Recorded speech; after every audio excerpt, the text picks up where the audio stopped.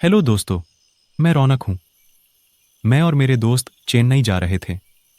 हम लोग अपनी गाड़ी से चेन्नई तक का सफ़र कर रहे थे।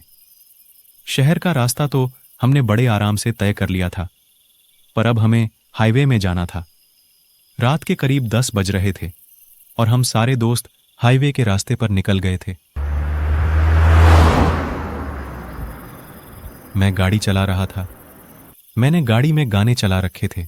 थोड़ी ही देर बाद हल्की बारिश भी होना शुरू हो गई थी। हमने बारिश का मजा लेने के लिए गाड़ी के शीशे खोल दिए थे और साथ ही एसी भी बंद कर दिया था। बाहर से बहुत अच्छी हवा आ रही थी, लेकिन अब हमें हाईवे के आसपास के जंगल का शोर भी सुनाई देने लगा था, जैसे हम अंदर जाते जा रहे थे। हाईवे का रास्ता पूरा ही जंगल से घिर चुका था। आसमान में काले बादल हर जगह छा चुके थे। पहले तक तो हमारे साथ एक दो गाड़ियां चल भी रही थीं, पर अब उस हाईवे में अकेले इकलौती गाड़ी हमारी ही गुजर रही थी। अब करीब रात के 12 बज चुके थे। मुझे थोड़ी थोड़ी नींद आने लगी थी। कहीं मेरी आंख ही ना लग जाए, इसलिए हमने गाड़ी के शीशे बंद करके तेज आवाज में गाने चला दिए। हम सब इस बॉयज राइड से बहुत खुश थे। हम बहुत सारी बातें कर रहे थे। इतने में मुझे एक आवाज सुनाई दी।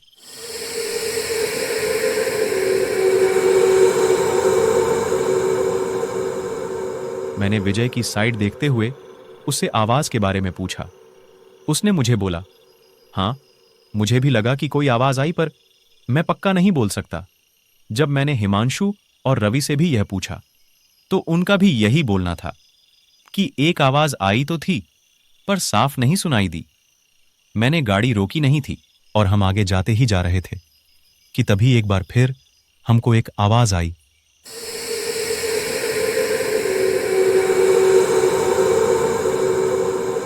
और इस बार हमको साफ साफ वो आवाज सुनाई दी थी।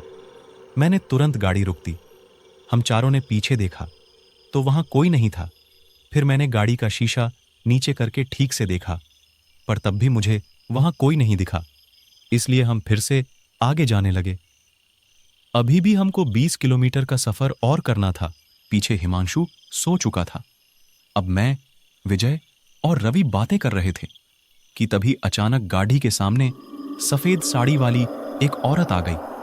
वो रास्ते के बीचों बीच खड़ी थी। मुझे लगा कि कहीं गाड़ी से उसकी टक्कर ना हो जाए, इसलिए मैंने एकदम से गाड़ी साइड में मुड़ दी। ये सब इतनी जल्दी हुआ कि मैं गाड़ी की स्पीड कम कर ही नहीं पाया।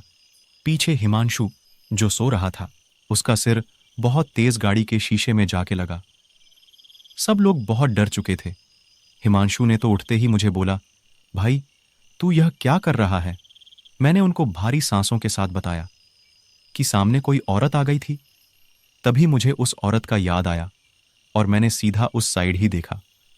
वहां मुझे कोई नहीं दिखा। तभी उन्होंने मुझसे बोला, वहां तो कोई नहीं है। मैं बिना कुछ बोले बस वही देखता जा रहा था।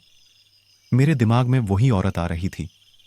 इतने में पीछे से हिमांशु बोला, अरे, रात बहुत है, तुझे अंधेरे में बस ऐसा लगा होगा। मैंने तब से वहीं देखता जा रहा था। फिर मुझे लगा कि शायद गाड़ी की लाइट की वजह से मुझे बस वहम हुआ होगा और मैं फिर से गाड़ी स्टार्ट करने लगा। पर इन सब में गाड़ी बंद पड़ चुकी थी। मैं गाड़ी से उतर के बाहर गया और जाके गाड़ी को देखने लगा, और वो तीनों अंदर ही बैठे थे। गाड़ी की लाइट दूर तक फैल रही थी। मैं गाड़ी को अभी देख ही रहा था कि तभी मुझे पीछे वही औरत फिर से दिखी।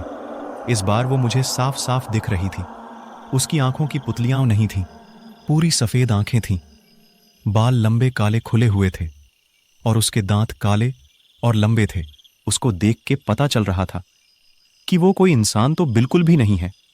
इतने में ही उसने अपनी नजरें ऊपर करके मुझे देखा और हल्की सी मुस्कुराने लगी।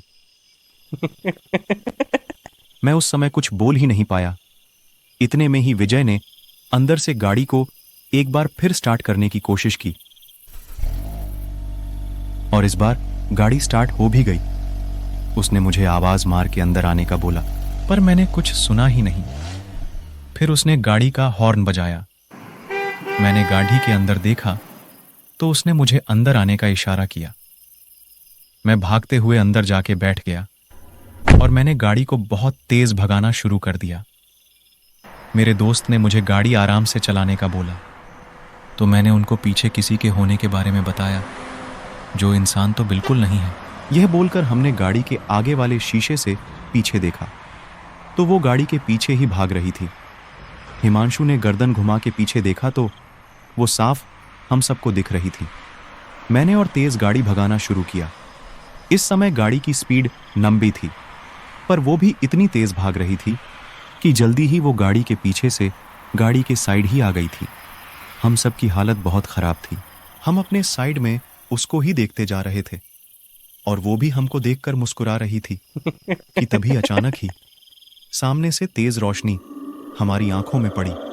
वो इतने तेज थी कि हम कुछ देख ही नहीं पाए और हम सब नीचे को झुक गए।